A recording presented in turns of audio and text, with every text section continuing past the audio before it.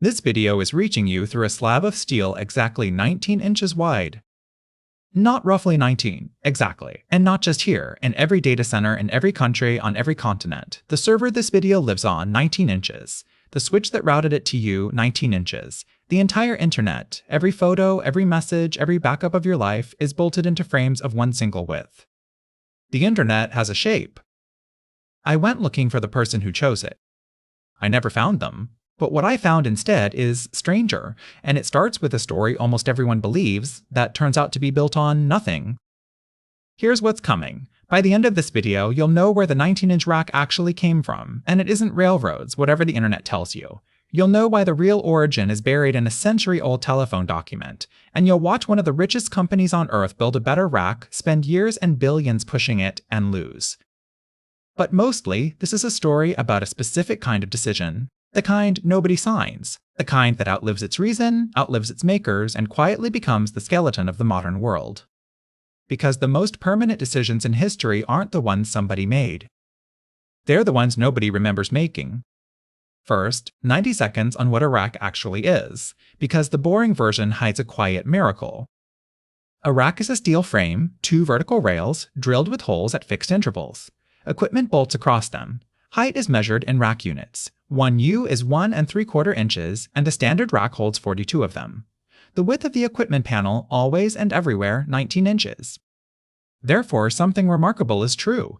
A server built by any company, in any country, this year or 30 years ago, slides into any rack in any building on Earth. Dell into a Tokyo Colo, Supermicro into a Virginia Cloud Hall. No negotiation ever happened between all those companies, and yet it all just fits.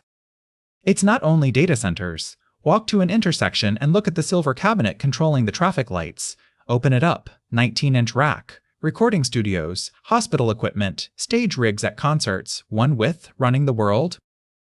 So where did it come from? Ask the internet and you'll get a tidy answer. 1890. George Westinghouse, the railroad and electricity tycoon, needs shelving for railroad signaling relays and builds it 19 inches wide. The telephone companies borrow the width. Computers inherit it from the phone companies. Steam age to server farm, one unbroken line. It's a beautiful story. It has a famous name, a round date, and the poetry of trains giving birth to the internet. I believed it too. But here's a rule worth keeping. When a story is that tidy, check who's holding the receipts. So I pulled the thread. Start with where the Westinghouse story lives, blogs, vendor sites, forum answers, marketing pages. They all tell it almost word for word, but follow the citations backward. This site cites that site cites another, and the chain doesn't end at an archive, or a patent, or a company record. One of the most widely cited trails dies at a hobbyist home theater website. No primary source, no Westinghouse document, a story citing a story citing a story. And it gets better. Or worse. The railroad origin has been repeated in actual United States patent filings, sworn technical documents echoing a claim nobody can source. Remember that, it's going to matter later. But a debunk isn't an answer. If the legend is hollow, where did 19 inches actually come from? The real record starts with the word itself. Relay rack is born in the 1890s and not on the railroads, in telephony. By 1911, railroad signalmen are using it too, so the legend isn't insane. Racks full of relays absolutely existed in both worlds. But the record shows something the legend needs you to miss.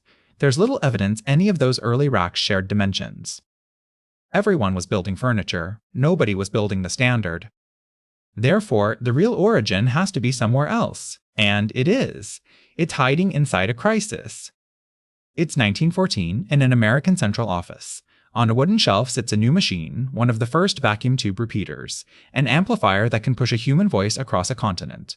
It is the miracle technology of its decade, and it is installed in a wooden box, ad hoc, hand-built, one at a time, like cabinetry.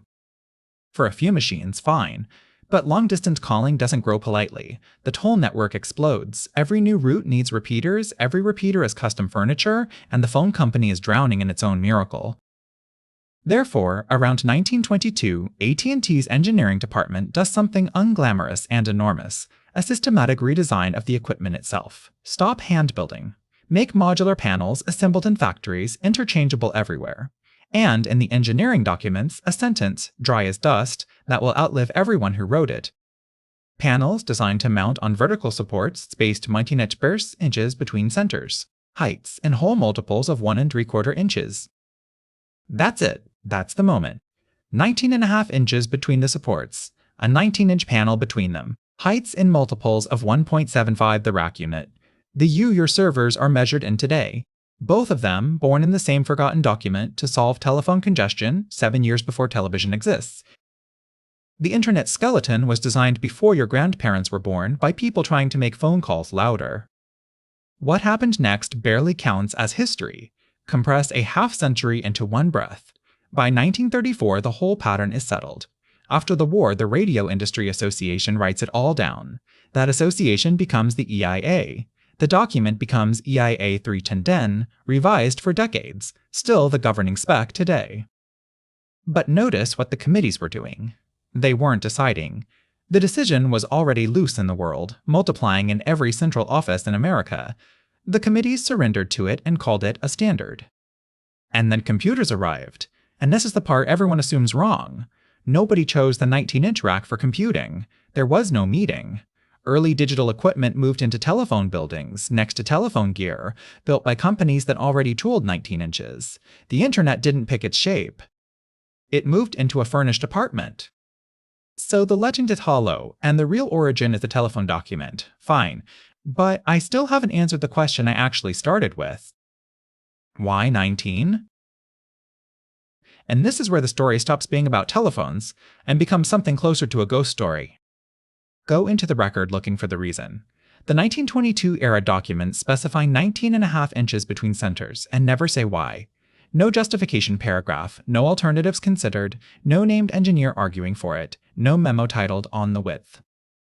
Probably it fit the repeater panels with room for mounting ears. Possibly it matched ironwork already standing in the offices. Plausible, unproven, the truth is simpler and stranger.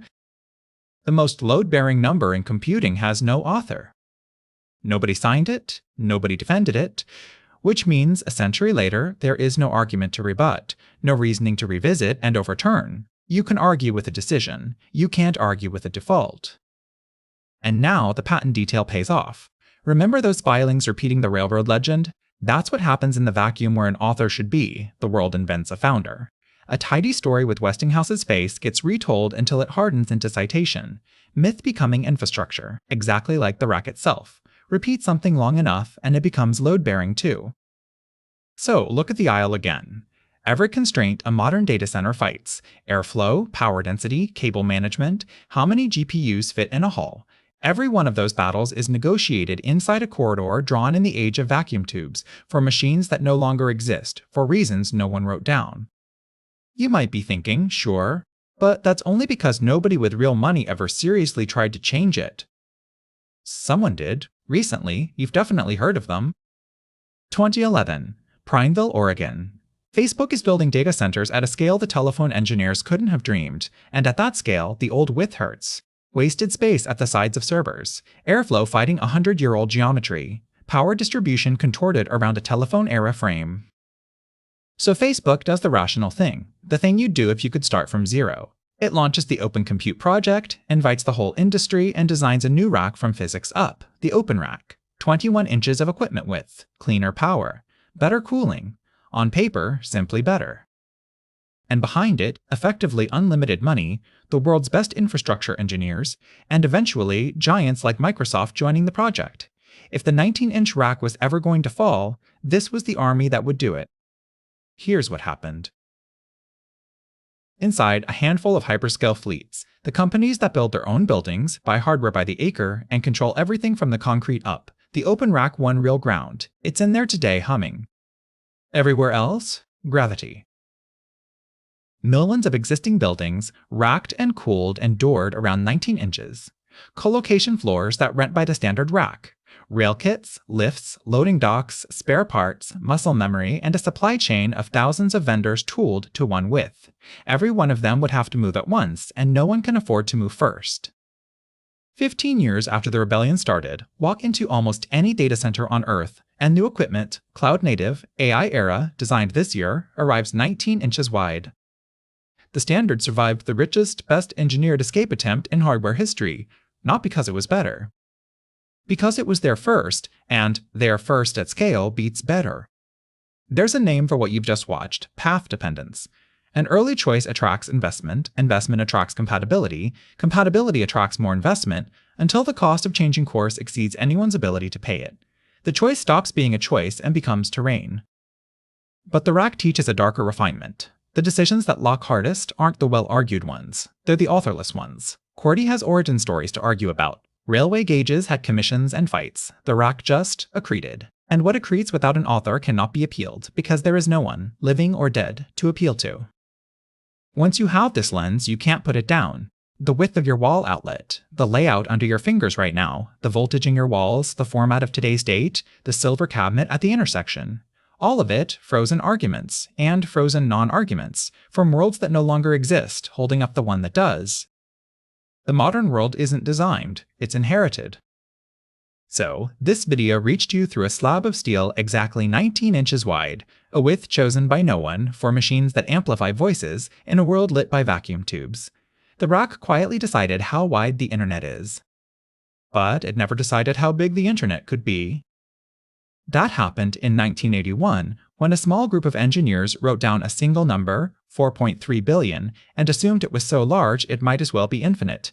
It was the address space of the internet, the count of everything that could ever connect. They were wrong by orders of magnitude. We ran out. And the workaround we're all living inside right now is one of the great hidden kludges of the modern world. That's next time on Load-Bearing History. Consider liking and subscribing for more load-bearing history videos.